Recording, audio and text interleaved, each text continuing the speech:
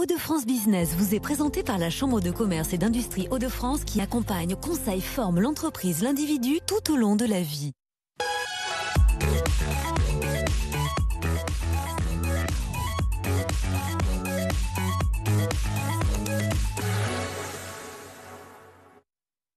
Bonsoir à toutes et à tous, bienvenue dans Hauts-de-France Business, votre magazine économique consacré aux entreprises des Hauts-de-France. Il va vous plaire si vous aimez les produits de luxe et en plus d'occasion, puisque c'est désormais possible avec Vestiaire Collective, le premier site internet de dépôt-vente en ligne né à Paris en 2009. C'était il y a 4 ans. La plateforme européenne a aussi ouvert son antenne à Tourcoing, une véritable success story avec des emplois à la clé, une installation dans l'ancien cœur textile de la ville de Tourcoing. On parle de cette réussite avec le directeur du site de Tourcoing, Pierre Boucher. Bonsoir Pierre Boucher. Bonsoir. Merci d'avoir accepté notre invitation. Merci. Et on commence avec quelques chiffres pour vous présenter à nos téléspectateurs.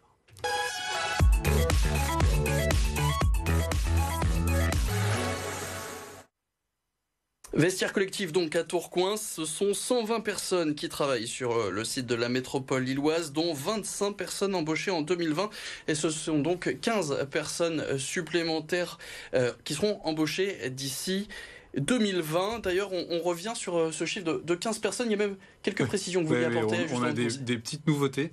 Donc effectivement, on a embauché 25 personnes en 2020 en pleine crise du Covid et cette année, sur 2021, on a déjà embauché 11 personnes depuis le début de l'année. Et on prévoit d'en embaucher encore une petite vingtaine jusqu'à la fin de l'année. Donc beaucoup d'actualités, mais on reviendra dans quelques minutes. D'abord, l'histoire de Vestiaire Collective. Comment elle est née, votre entreprise ? Comment elle est née ? Elle est née en 2009. Donc, c'est 6 cofondateurs qui sont réunis pour créer une marque qui s'appelait Vestiaire de Copine à l'époque. Donc, une marque vraiment française pour le luxe de seconde main. Donc, une place de marché où vendeurs et acheteurs viennent échanger des pièces de mode. Depuis, ça a changé un petit peu. Il y a eu des levées de fonds successives. On a fait entrer des gens au capital qui ont permis d'aller plus à l'international. Aujourd'hui, on s'appelle Vestiaire Collective parce que c'est plus international comme nom. On parle à tout le monde. On parle à 11 millions de membres. C'est pas une faute de français, hein, Vestiaire Collective. C'est pas une faute de français. Non, ça se dit plus facilement un peu partout dans le monde. Et donc, ouais, on regroupe aujourd'hui, depuis donc 2009, avec la croissance qu'on a eu ces derniers temps, on est 11 000 membres à échanger sur la plateforme entre vendeurs et acheteurs. On vend 7 000 marques. Et maintenant, vous êtes à Tourcoing. Comment ça s'est passé cette installation ? Pourquoi Tourcoing ? Pourquoi Tourcoing ? C'est une bonne question. Parce que déjà, il y a des hommes à Tourcoing qui sont de qualité. On a aimé les valeurs du Nord, les valeurs de travail, de respect, de simplicité. On a aussi trouvé un marché de l'emploi dans le textile et dans le e-commerce qui était assez dense. Donc, on avait plusieurs sites en benchmark, donc en analyse, et on a choisi Tourcoing parce que c'est là qu'on a reçu les meilleures candidatures. Par ailleurs, on avait un super bâtiment, donc effectivement, vous l'avez dit, dans l'Atossé, qui est authentique. Et un patrimoine historique, hein, de textile dans la ville de Tourcoing. On disait de la laine à l'époque et maintenant on fait du textile 2.0. Donc on donne une nouvelle vie, une seconde vie à ce bâtiment. Avec peut-être un passé avec la vente de textiles par correspondance à Tourcoing, ça a peut-être joué ou peut-être pas. Oui, ça a joué effectivement. C'est le fait dans les recrutements qu'on fait, on a des personnes qui sont venues de la Redoute, on a des personnes qui viennent du e-commerce comme Verbaudet ou d'autres boîtes du textile du coin et on a des compétences sur le contrôle qualité qui sont très très bonnes, des authentificateurs aussi qu'on arrive à former, qui sont formés dans les écoles de mode de la région. Comment il fonctionne ce site de Tourcoing ? Il vous sert à quoi concrètement dans Vestiaire Collective, ce site de Tourcoing ? Grosso modo, quand vous avez un acheteur qui achète sur la plateforme, il va acheter à un vendeur qui peut être partout dans le monde. Pour tous les vendeurs qui sont en Europe, et pour un acheteur qui achète en voulant vérifier l'authenticité du produit, il va passer par le site de Tourcoing. Pour toutes les ventes faites en Europe, le produit transite par Tourcoing.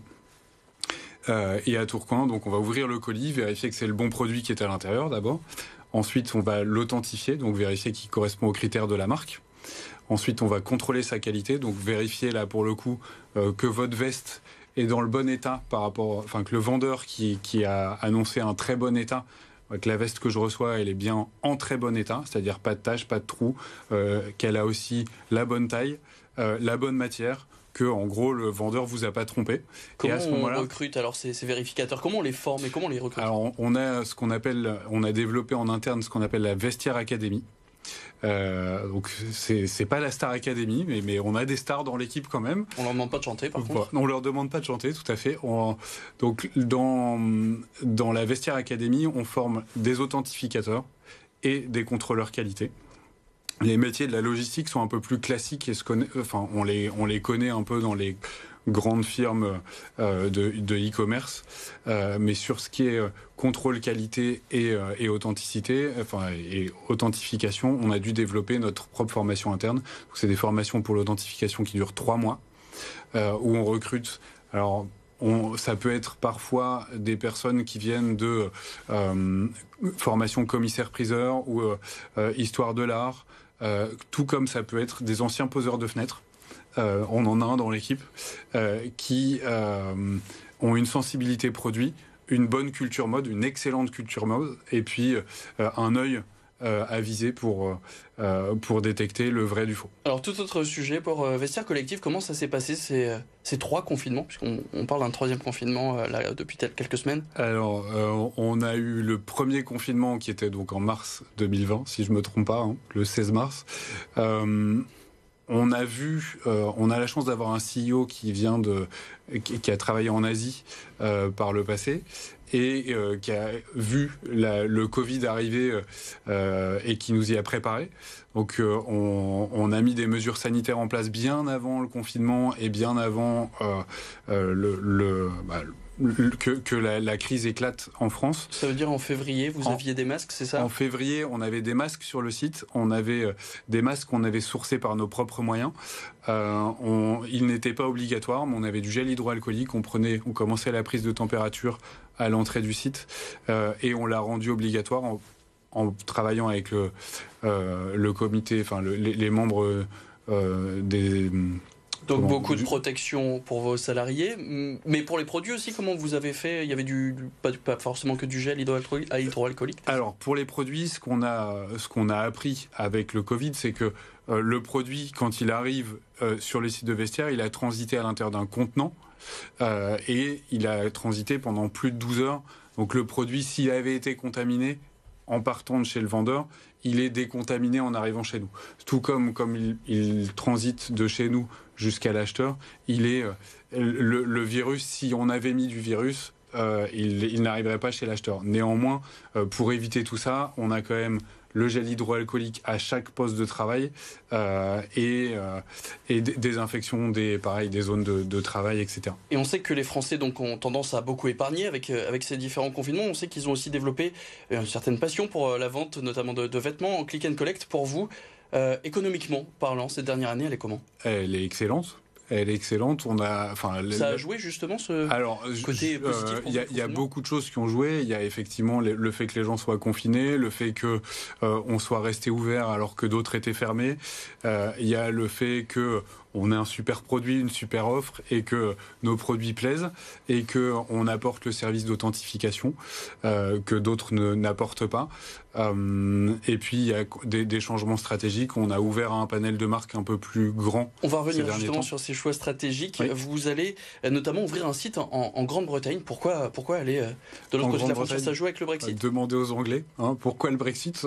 En gros, on a avec le Brexit, maintenant, quand on a un vendeur anglais, parce qu'on est vraiment international chez Vestiaire Collectif, donc on a des ventes et des achats partout dans le monde, et en Angleterre spécifiquement, si vous avez un vendeur anglais qui vend à un acheteur anglais, s'ils veulent faire contrôler ou authentifier, ça passe par Tourcoing. Et quand on vient à Tourcoing et qu'on repart en Angleterre, on paye des taxes et des frais de douane.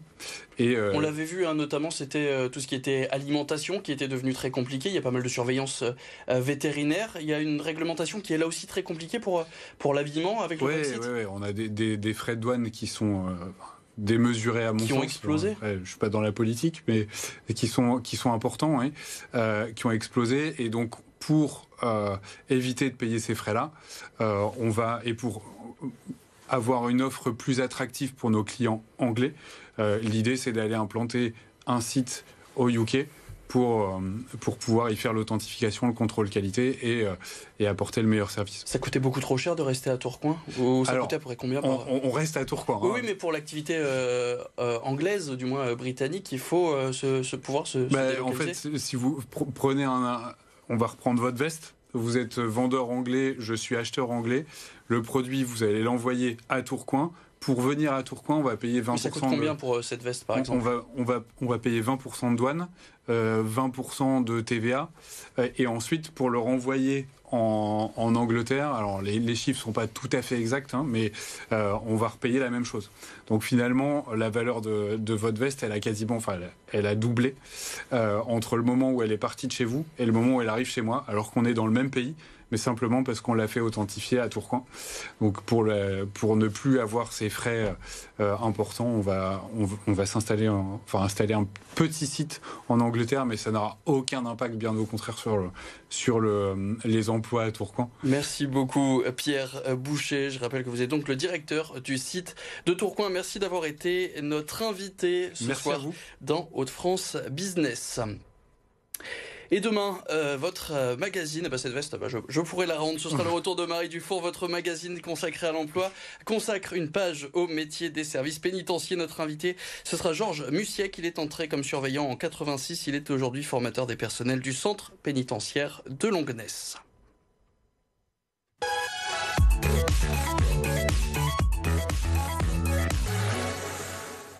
Hauts-de-France Business vous a été présenté par la Chambre de commerce et d'industrie Hauts-de-France qui accompagne, conseille, forme l'entreprise, l'individu tout au long de la vie.